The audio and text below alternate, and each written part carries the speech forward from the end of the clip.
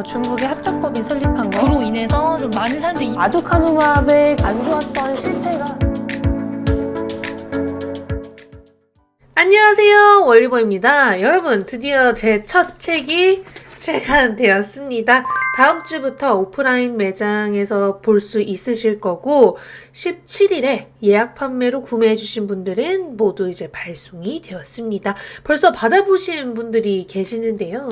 후기가 조금씩 나오고 있는데 일단 초반 후기는 나쁘지 않은 것 같습니다. 그래서 출간 기념 책 나눔 이벤트를 진행하려고 합니다. 제가 쓴 책인데 책 나눔을 안 할 수는 없잖아요. 그래서 이번에 일단 3분을 추첨을 통해서 제가 책을 보내드리려고 하는데요. 사인을 원하시면 사인과 덕담까지 적어서 보내드리려고 합니다. 일단 구독 댓글로 책 기대평을 적어주시는 분들에 한해서 제가 보내드릴 예정이고요.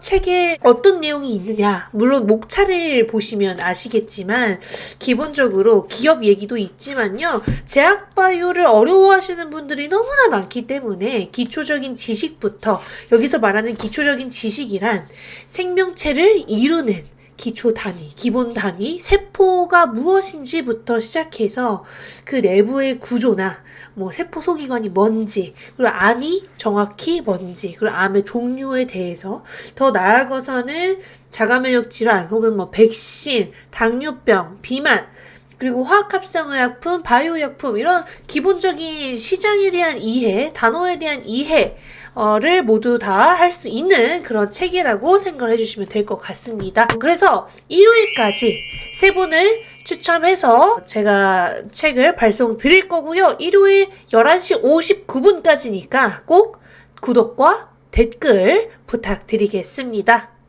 최근에 시장이 조금 어질어질한데 제약바이오 섹터는 그래도 나쁘지 않아요. 7월부터 나쁘지 않은 상황이고 12월까지는 저는 전혀 무리 없다라고 생각을 하고 있는데요.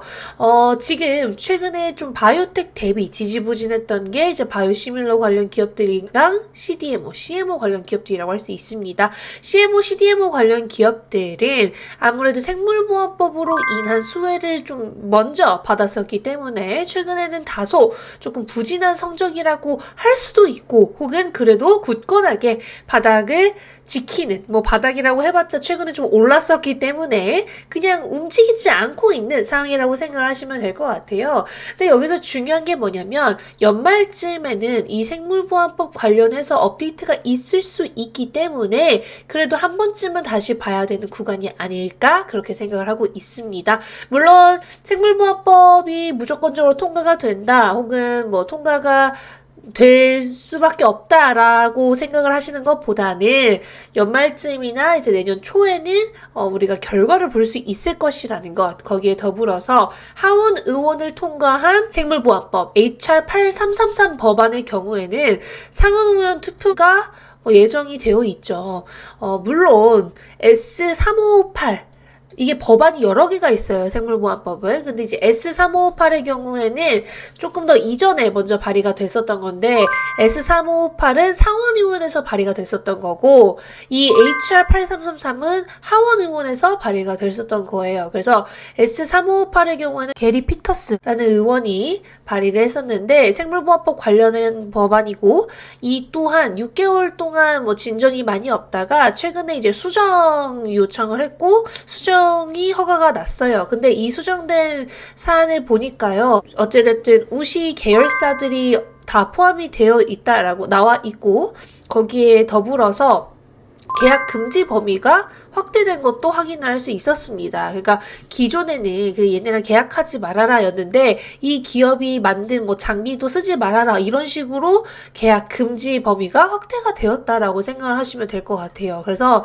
이 두 법안 모두 어찌됐든 통과를 위해서는 HR 8333은 상원 의원을 통과해야 되고, S3558의 경우에는 지금 표결을 앞두고 있는 상황입니다. 다 조금씩은 진전이 되고 있어요. 그래서 두 법안이 궁극적으로는 통합이 돼야 된다라고 생각을 하고 있는데 연말 혹은 늦어도 내년 초에는 통합이 돼서 표결이 될 가능성이 높다라고 생각을 하고 있습니다. 근데 여기서 또 중요한 거는 11월이 대선이잖아요.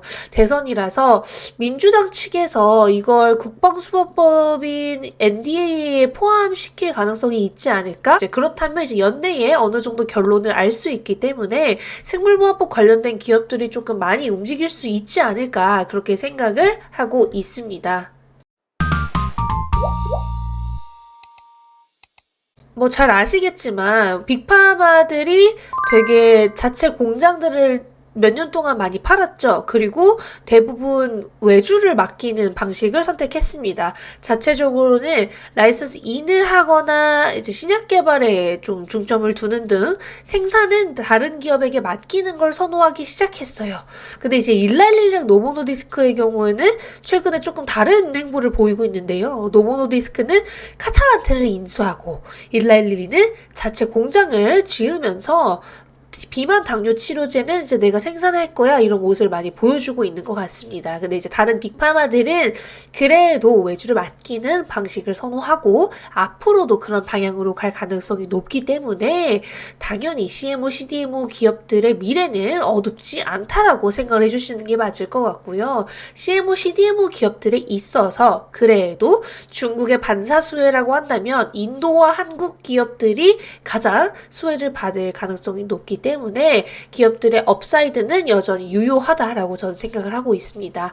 일단 실적 측면에서도 매년 성장을 하는 분야가 생각보다 많지는 않잖아요. 근데 이 CMO, CDMO 기업들의 경우에는 이 실적이 매년 성장을 하고 있다는 점, 수주 잔고가 매년 늘어나고 있다는 점도 주목해 볼 만하다라고 말씀을 드리고 싶습니다. 특히 이제 ST팜이나 삼성바이오틱스의 경우는 4분기가 성수기일 가능성이 높아서 그 부분 또한 어느 정도 염두에 두시면 좋을 것 같고요. 아까 말씀드렸지만 11월은 대선 시즌이죠. 그래서 대선 시즌에 이와 관련된 이슈가 한 번쯤은 있을 수 있지 않을까. 어떤 식으로 진행이 될지 업데이트가 될 수 있지 않을까. 근데 이제 중국보다는 지금 생물보안법을 통과하기 위한 방향으로 가지 않을까 저는 그렇게 생각을 하고 있습니다. 그래서 정책적인 측면에서 볼 때 지금 당장 바이오 쪽에 어디 부분을 봐야 될까, 헬스케어 쪽에 어디 부분을 봐야 될까 했을 때는 CMO, CDMO, 생물보안법 관련 혹은 이제 약간이나 관련의 바이오 시밀러 정도로 저는 판단을 했고, 그래서 관련된 기업들을 조금 보는 게 나쁘지 않을 것 같다라고 말씀을 드리고 싶습니다. 물론 그게 아니라고 하더라도 4분기는 바이오텍의 라이선스 계약 성수기이기 때문에 그 또한 섹터 자체의 훈풍이 불 수 있는 요소라고 생각을 해주시면 될 것 같고요. 이제 바이오 자체가 요즘 하락을 하더라도 다른 기업들 대비 탄탄한 모습을 보여주고 있어서 제가 기존에 언급드렸었던 기업들 혹은 섹터 계속 공부해 주시면 좋을 것 같고, 만약에 지금 바이오가 아직은 너무 어렵다 하시면 이번 책 추첨 이벤트 참여해 주시면 감사하겠습니다. 오늘도 시청해 주셔서 감사하고 다음에 뵙겠습니다. 안녕.